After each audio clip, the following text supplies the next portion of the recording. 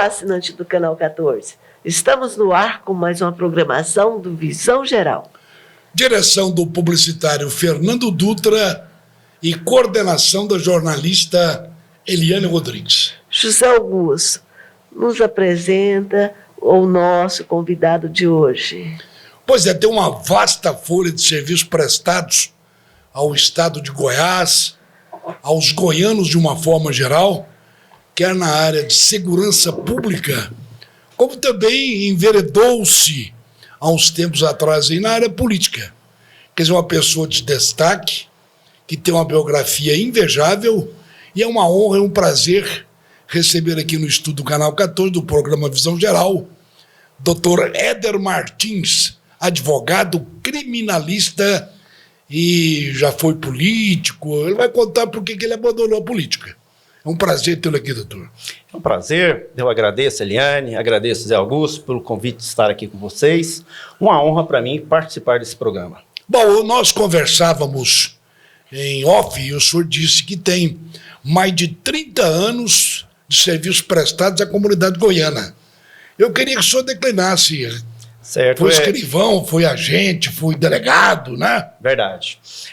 Desde os anos de 1990 que estou trabalhando na segurança pública. Iniciei, Zé Augusto, como escrivão de polícia, fui escrivão na cidade de Abadiânia, na cidade de Anápolis, fui escrivão de polícia também lotado em Alexânia, e logo em seguida eu vi naquela oportunidade já o amor que eu tinha ao trabalho da segurança pública e resolvi ser agente de polícia. Prestei o concurso logo em seguida, no ano de 1992, e naquela oportunidade fui aprovado em segundo lugar para agente de polícia e logo em seguida já iniciei também os trabalhos de agente de polícia. E trabalhei um bom período até ser aprovado no concurso do Tribunal de Justiça. Naquela oportunidade, eu fui o primeiro colocado no concurso do Tribunal de Justiça para o cargo de contador, distribuidor e partidor.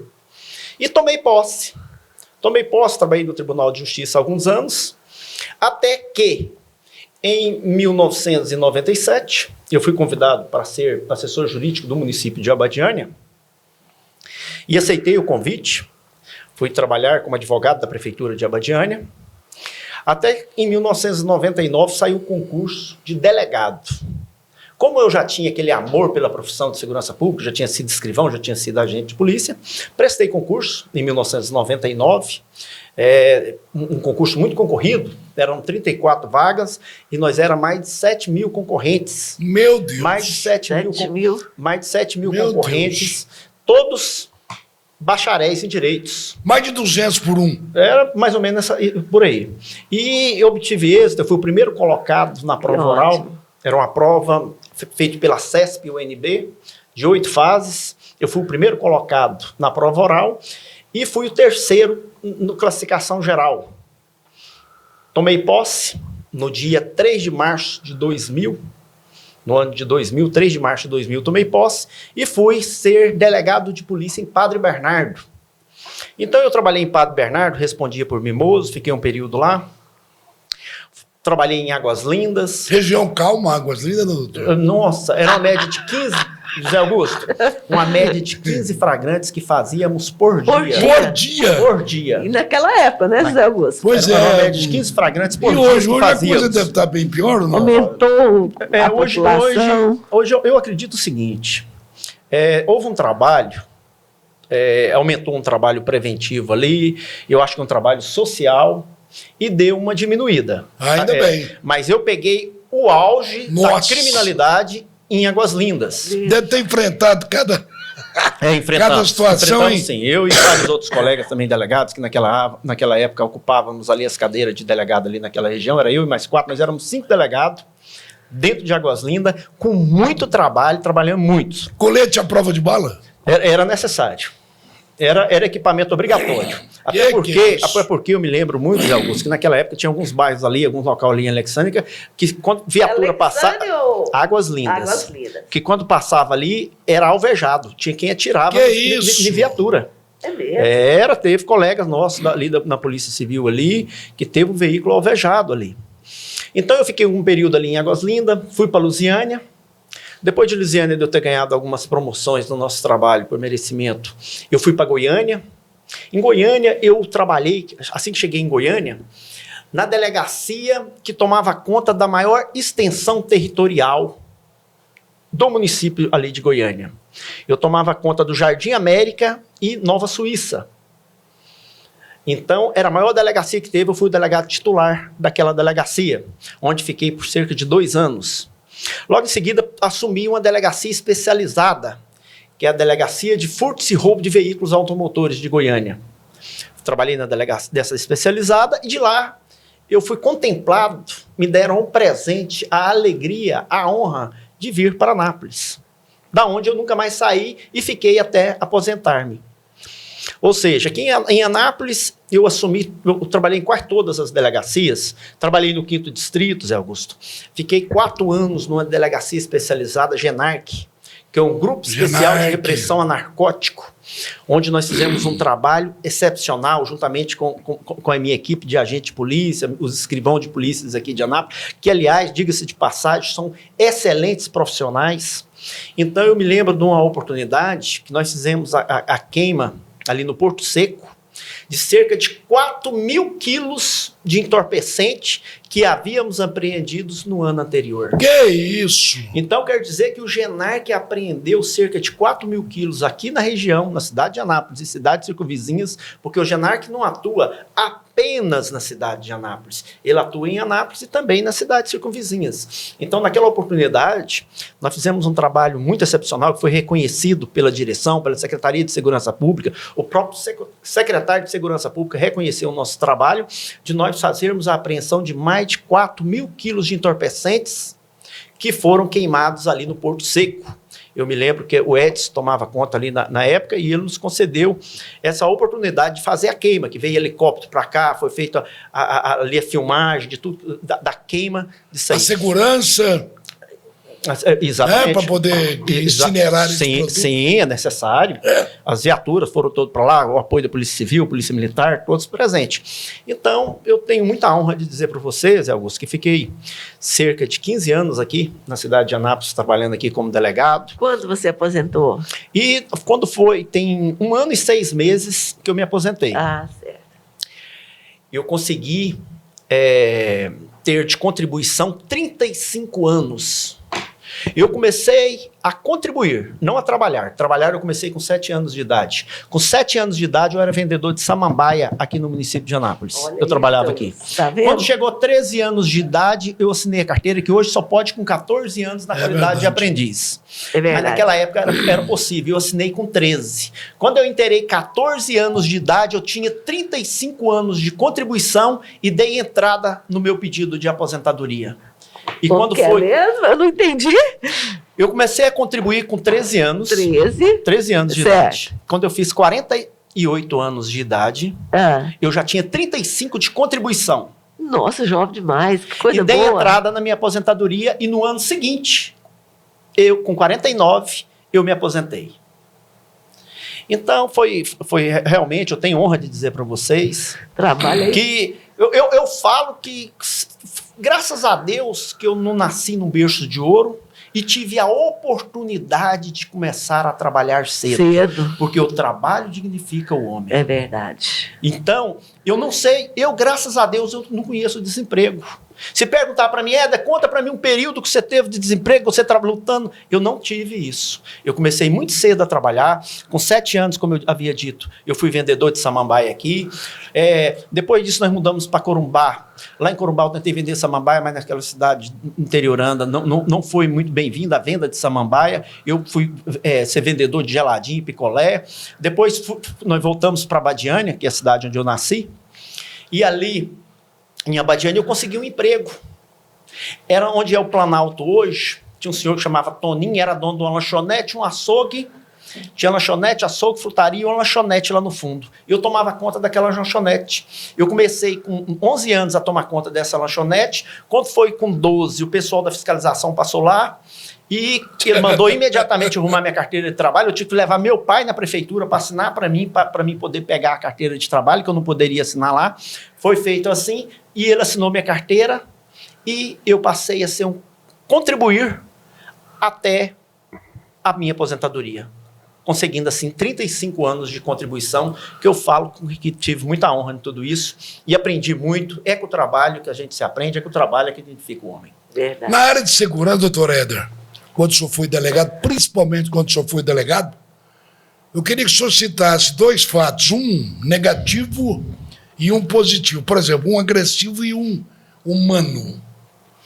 Você quer que eu te conte um fato positivo e um fato negativo dentro da segurança pública? Chamou atenção quando o senhor teve participação. Crianças, jovens, adolescentes, certo. idosos.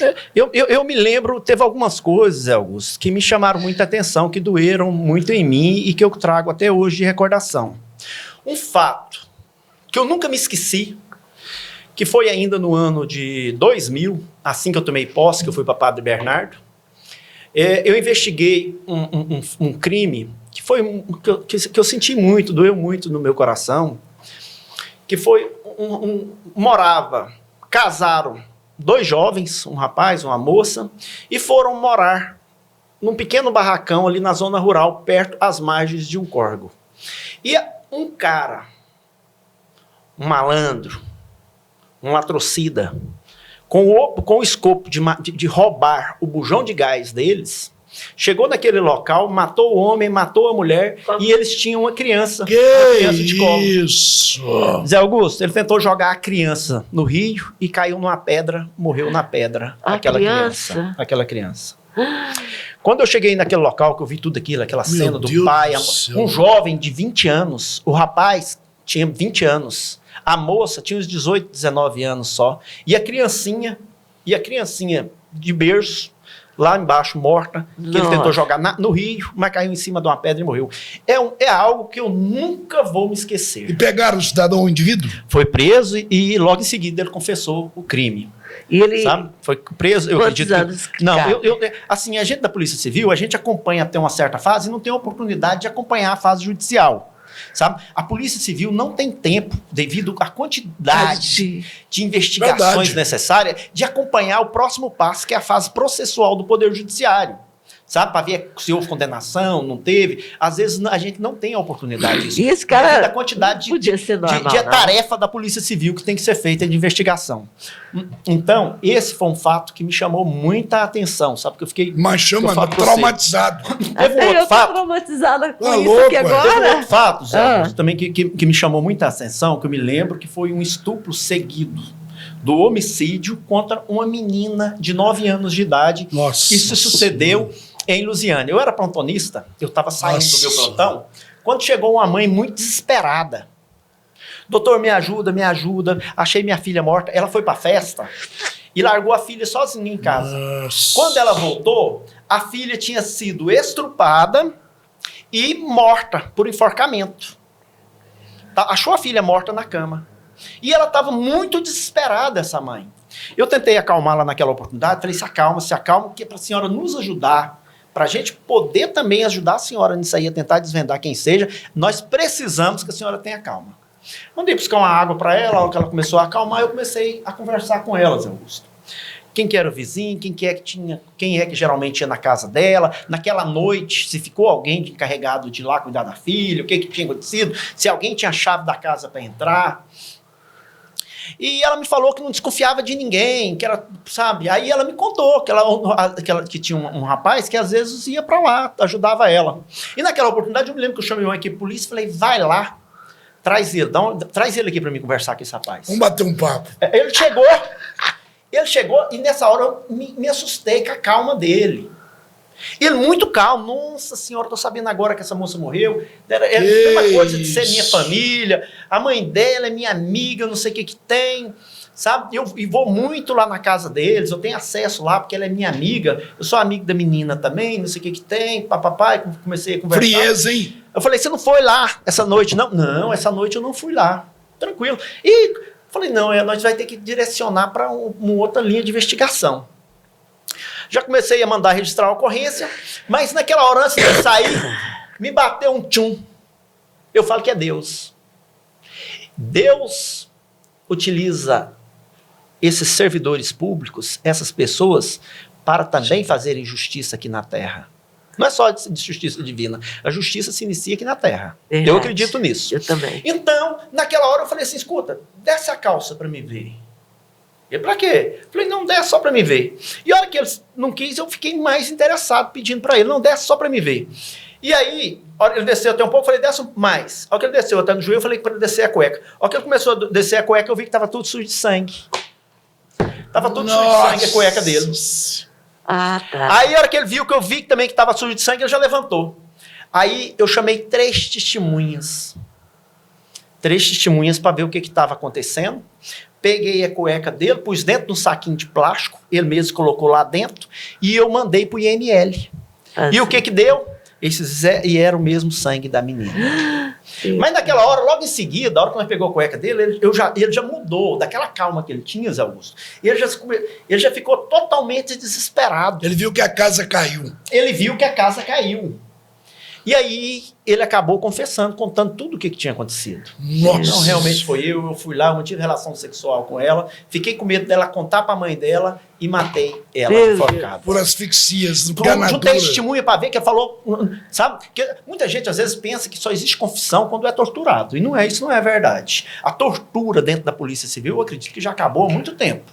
Você entendeu? Porque hoje, a polícia não ganha por tortura. Pelo contrário, se compromete o trabalho dela, além da polícia estar praticando crime, às vezes, de maior gravidade, sabe? Ainda compromete todo o trabalho que foi feito.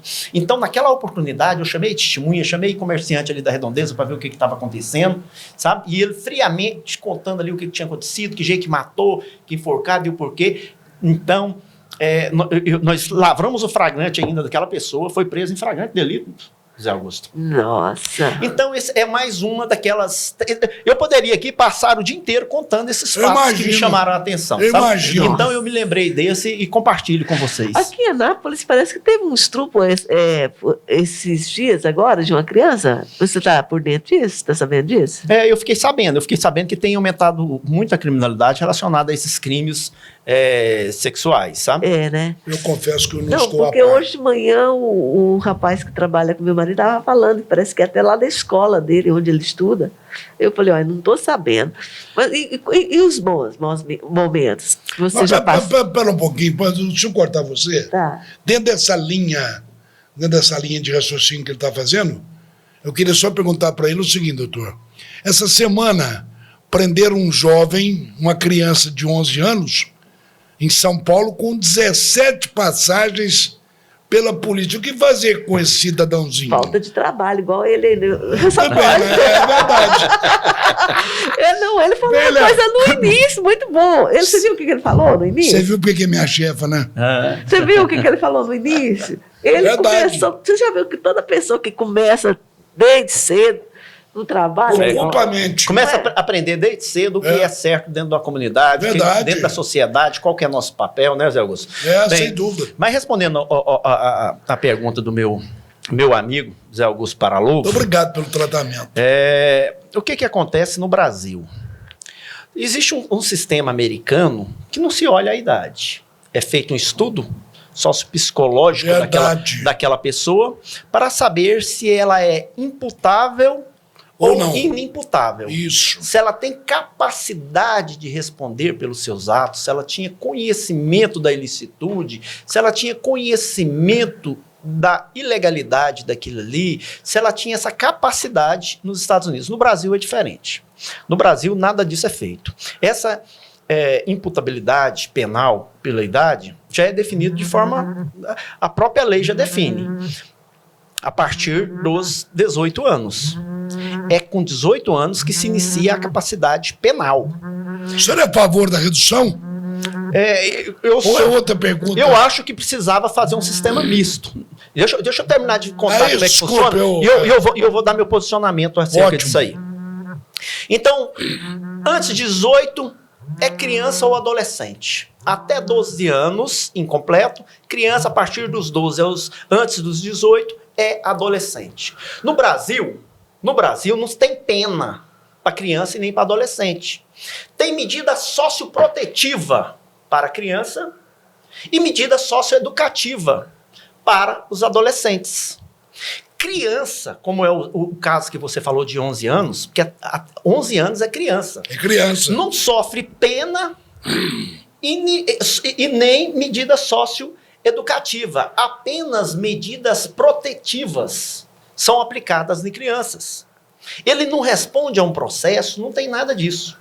A partir dos 12 anos, que se torna adolescente, sim, pode responder e ser a eles aplicada não só medidas protetivas, mas também medidas socioeducativas, inclusive internação, por até 3 anos. É possível que sim, que a eles seja aplicada. Então eu vejo que quando criança começa a praticar fatos que para o adulto são criminosos, porque seria apenas infração penal para os adolescentes, é muito mais uma questão social de proteção dessa criança do que propriamente uma necessidade de aplicação de sanção de pena da a essa punição. criança. O que faltou é uma educação que se conversa de beijos com os pais. É verdade. É uma educação de beijos que faltou. E o social também, que muitas vezes os pais saem para trabalhar alguma coisa, deixam ao descuido dos filhos, e quando ele se inicia nesse tipo de atividade. Então eu não vejo, quando uma criança está praticando fatos tidos como crime, como uma necessidade ali de punição para essas pessoas. Meu ponto de vista, Zé Augusto, não vejo. Sim. Eu vejo que aquela criança está precisando realmente de proteção. Inclusive, José Augusto, não sei se você teve a oportunidade de ver pelas redes sociais, também pelos jornais, um pai dentro do supermercado com a criança roubando o supermercado e jogando dentro da... Que belo exemplo, hein? Você viu esse exemplo? Que belo exemplo, doutor. O ensinamento já começa de cedo, né? Pois é. O ensinamento já começa de cedo. Que sabe? belo E exemplo. a Câmara pegou, levou Nossa. o pai preso, ele já tinha passagem, já estava no assim, semi-aberto, que fala isso mesmo? Aham. Eu achei aquilo no cúmulo do absurdo. Absurdo. Eu achei o pai que tinha de dar o exemplo. Um absurdo. Que tipo de exemplo que está dando para esse filho? Começou a ensinar, né? Esse pai, sim, está praticando crime. Começou a ensinar. Sim, isso aí tá Péssimo ele tá praticando ensinamento. crime, viu? É terrível, né? E a gente falou nas coisas ruins, vamos falar as coisas boas. Coisas boas que eu posso ressaltar aqui para vocês dentro da Polícia Civil. A gente tem visto aqui a Polícia Civil fazendo um serviço, fez no passado, está fazendo no presente, e eu tenho certeza que ainda continuará cada vez melhorando o serviço na área de segurança. O serviço da Polícia Civil, ele é imprescindível, indispensável dentro da sociedade, sabe? É devido a esse trabalho da Polícia Civil que o Ministério Público tem elementos para iniciar um processo penal, porque o promotor de justiça, ele precisa de prova da materialidade, de indícios de autoria, de justa causa, ou seja, diante já ter demonstrado, já ter elementos para demonstrar a prática desse delito, e isso tudo só é feito devido ao trabalho da Polícia Civil. Então eu tenho muita honra, muito orgulho, muita alegria em dizer que foram milhares, viu, Zé Augusto? Foram milhares de inquérito policial que nós investigamos durante o meu trabalho na Polícia Civil, chegando à autoria, com prova da materialidade, dando tudo pronto para que o Ministério Público tivesse condição de ofertar a denúncia. E ali iniciar um processo, sabe, a persecução crimes para chegar a uma decisão judicial. Então eu vejo que houve muito, eu me lembro do fato aqui, que nós conseguimos com muito êxito, e aí eu dou esse fato como exemplo, que foi repercussão, inclusive, televisiva, nos jornais, inclusive no Fantástico, daquele rapaz que jogou aquela bomba em 2013, aqui dentro de Anápolis. Aqui pertinho não vou falar o nome, mas a rua Rogério Portela. Exatamente, Zé Augusto, exatamente. Ali naquela rua ia um casal de uns jovens namorados, uma menina linda, linda, um rapaz também muito bonito dentro do carro ali dirigindo. De repente, passou um cara de bicicleta e jogou um artefato explosivo dentro daquele veículo, que teve uma queima muito grande, eles quase morreram. E aquilo chamou muita atenção, foi muito comovente para a sociedade anapolina. Aquilo teve repercussão internacional. E aquilo ficou sobre nossos cuidados, a investigação. Naquela época eu presidia essa investigação. Então eu me lembro e recordo com muita alegria de, antes de finalizar o prazo de investigação, porque era réu solto, nós tínhamos 30 dias para concluir a investigação. Antes desses 30 dias, nós relatamos o inquérito, enviando para o Poder Judiciário com prova da materialidade, indício de autoria, informando todas as circunstâncias que aconteceram no delito. Então, e foi um excelente trabalho da Polícia Civil. Não deixou brecha. Que não deixou brecha. Eu me lembro do trabalho da Polícia Civil feito pelos agentes de polícia aqui dessa cidade, escrivão, que sempre que eu me lembro eu agradeço-os por terem colaborado com esse trabalho. E foi um grande trabalho da Polícia Civil. Ali nós descobrimos até onde estava aquela bicicleta que ele utilizou para jogar a bomba, que estava escondido numa oficina de bicicleta aqui. A Polícia Civil começou a apreender. E quando eu ouvi ele relatou pra gente que ele não gostava de playboy. Esses playboy que andava de carro com som ligado. Então ele estava com aquele explosivo, olha que ele viu o rapaz, vidro aberto, som ligado. Ele jogou um artefato explosivo ali dentro. Não acredito. Ele falava, eu não gosto de playboy. Oxe. Então, como se diz, quase matou 2 jovens aqui dentro da cidade de Anápolis. Verdade. E devido a esse trabalho da Polícia Civil, nós conseguimos dar os elementos necessários para a iniciação. Passou uns tempos, eu sei que depois disso ele saiu da cadeia e praticou um outro homicídio lá dentro de Goiânia, essa mesma pessoa que eu acompanhei. Fiquei sabendo disso também. Pois é. Então o que isso sucede? A Polícia Civil fez o seu papel. Sabe? Porque eu vejo muita gente falando... As nossas leis são brandas. Eu vejo muita... É muito importante, Zé Augusto, igual você está falando dessas leis são brandas, eu entrar num assunto aqui que sempre eu comentei com meus agentes. Já teve cidade de interior que às vezes nós prendemos 2, 3 vezes, 4 vezes, principalmente autores de furto. Furtava, nós ia lá, prendia, fazia o flagrante, mandava para o judiciário, soltava, nós prendia de novo. Teve vezes eu vejo a gente falando, doutor, esse cara eu não vou prender mais não. Nós prendemos ele essa semana, já está de novo andando na rua, eu não vou cumprir mais não. Falei, não é por aí. Não é por aí que a gente olha. O papel da polícia tem que ser feito. Entendeu? Eu não atribuo também responsabilidade ao Poder Judiciário, falando que eles é que foram negligentes ou que foram muito benevolentes. Não é nada disso. Às vezes a própria lei exige que o Poder Judiciário solte. Verdade. Sabe? Então, também não digo que foi falta de uma irresponsabilidade ou qualquer fato irregular praticado pelo Poder Judiciário. Mas eu sou convicto de que a polícia não pode olhar por isso. Que seja 10, 20, 30, 50 ou 100 vezes, se praticar o delito e a Polícia Civil tomou conhecimento, tem que ser feito a prisão, cumprido o seu papel. Independentemente do judiciário que está soltando. Doutor Éder Martins, criminalista, foi delegado, foi vereador, agora mesmo não vou falar sobre vereador. Durante o tempo que o senhor teve à frente da Polícia Civil, existe crime perfeito, doutor?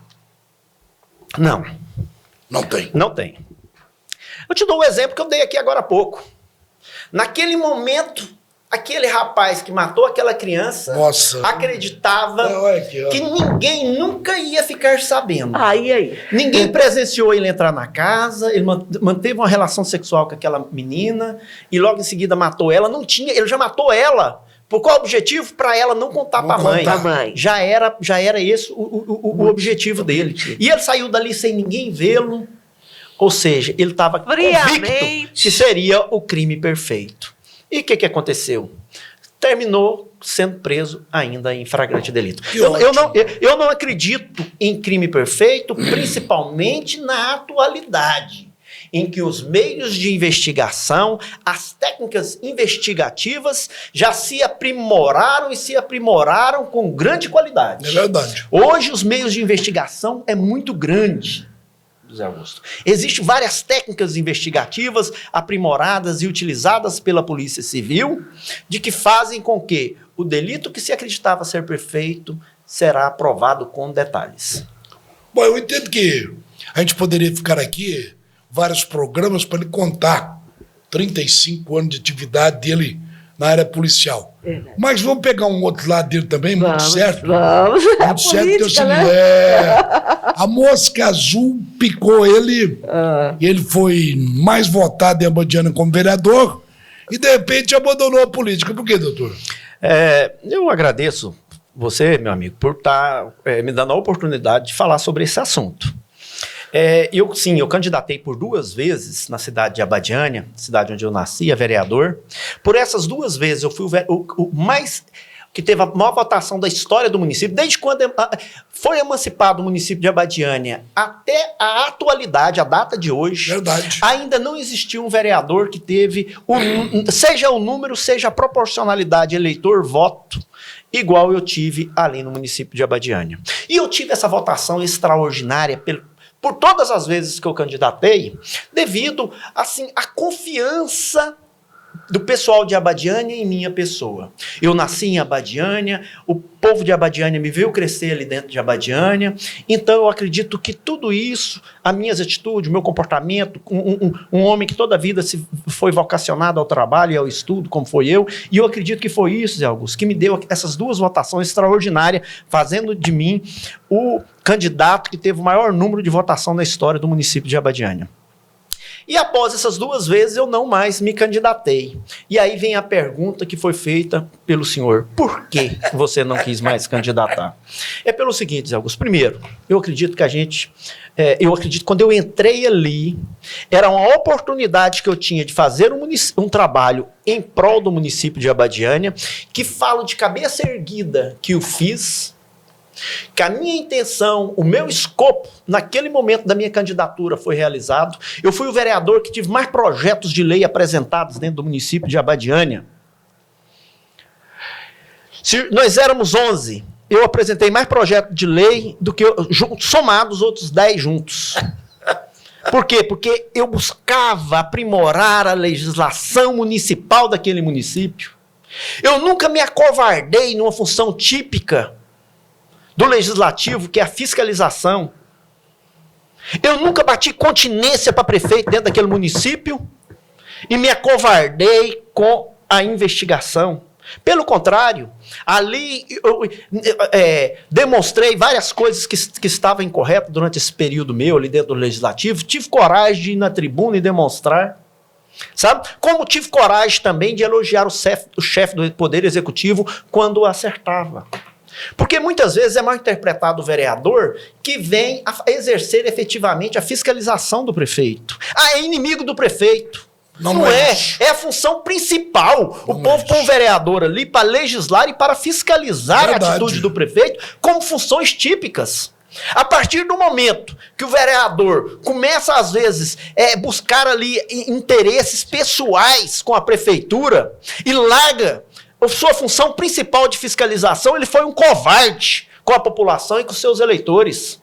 Se acovardou com a população para se vender para um prefeito e ali deixar de exercer o papel principal de fiscalização. Então eu tenho a cabeça muito erguida, que muitas vezes os prefeitos lá, os 2 prefeitos durante o período que eu tive, ficaram chateados às vezes comigo, mas eu nunca, por qualquer circunstância pessoal, mas apenas com exercendo a fidelidade do meu mandato de fazer uma fiscalização que, repito, é a função típica do membro do Legislativo. Então, Zé Augusto, finalizando aqui minha resposta a você.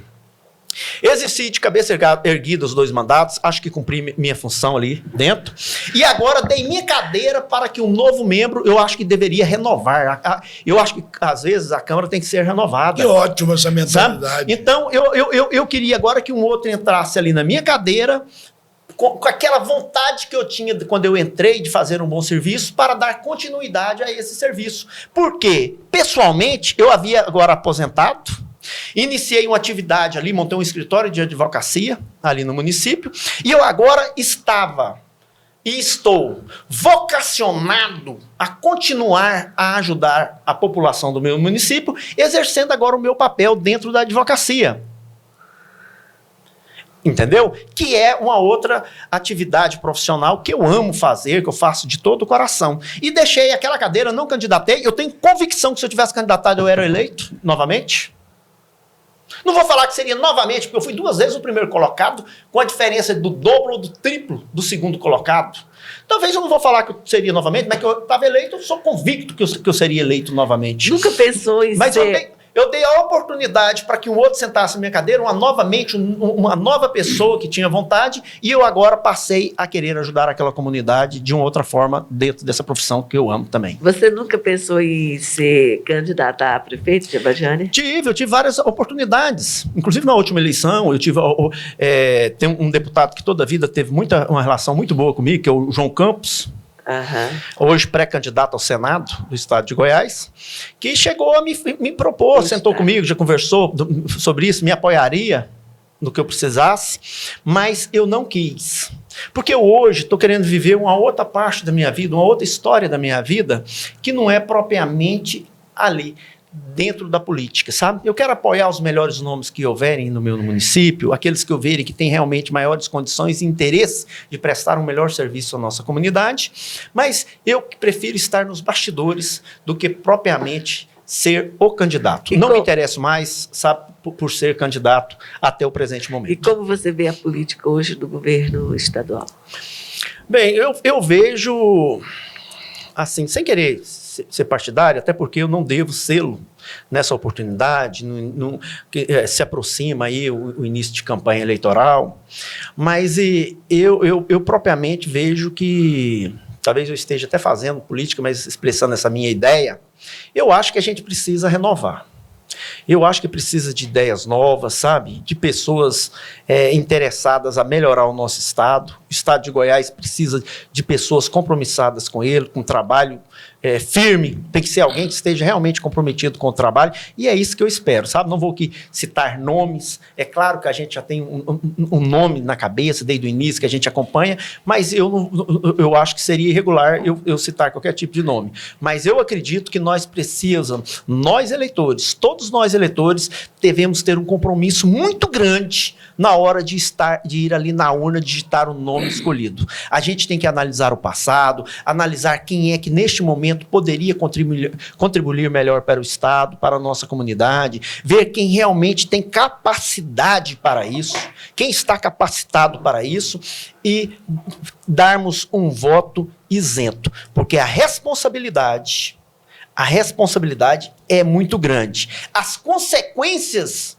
são muito grandes. Um voto bem dado, a comunidade escolhendo um candidato, escolhendo aquela pessoa que vai fazer um excelente trabalho, é um passo muito bem dado. A consequência pela mal escolha é muito maior. E quanto à administração do prefeito de Abadiânia, qual é a sua visão?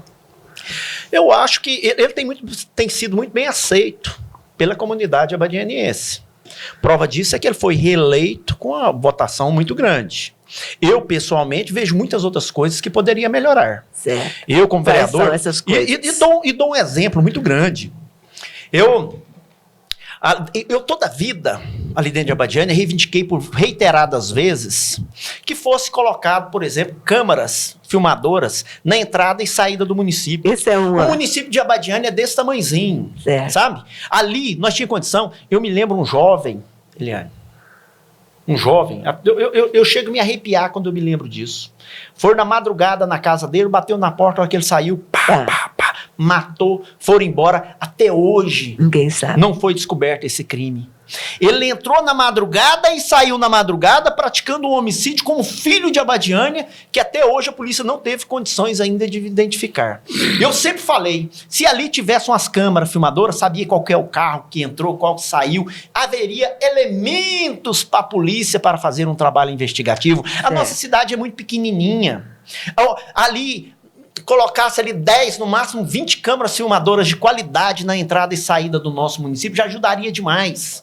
Isso é um dos pontos que eu vejo, sabe? Que eu acho que naquele município precisa. E como vereador, o senhor reivindicou essa? Como vereador, eu fiz... Vereador, muita gente não entende, eu aproveito a oportunidade para dizer. Vereador não pode fazer um projeto de lei que envolva gastos públicos, porque ele está tomando o lugar do prefeito, ele está administrando. Ele faz sugestão. Você deu uma sugestão eu apresentei aos 2 prefeitos que trabalhei com ele essa sugestão. Eu requerimento ao prefeito aprovada por unanimidade pelos vereadores. Foi feito isso. Eu me lembro uma certa vez, Zé Augusto, que teve um prefeito que eu cheguei a fazer orçamento, arrumei o pessoal que fazia esse trabalho e mandei para a Abadiânia. O que aconteceu? Essa empresa fechou um contrato com esse prefeito, mas eu fiquei sabendo que foi só para colocar câmeras em volta da casa do prefeito. Aí não dá. É o tempo das casas. Zé Augusto, então é coisas que nos entristecem. Não é assim. É verdade. Então são coisas que nos entristecem, sabe? Isso não é o atual prefeito, entendeu? Mas foi coisas que eu fiquei sabendo que me entristeceu muito. Então, o que isso sucede? Eu acredito que dentro de Abadiânia é necessário e tem muitas outras coisas que eu acho que o prefeito poderia fazer, sim, para melhorar aquela comunidade. Doutor Éder Martins, advogado criminalista, pertenceu à área de segurança pública.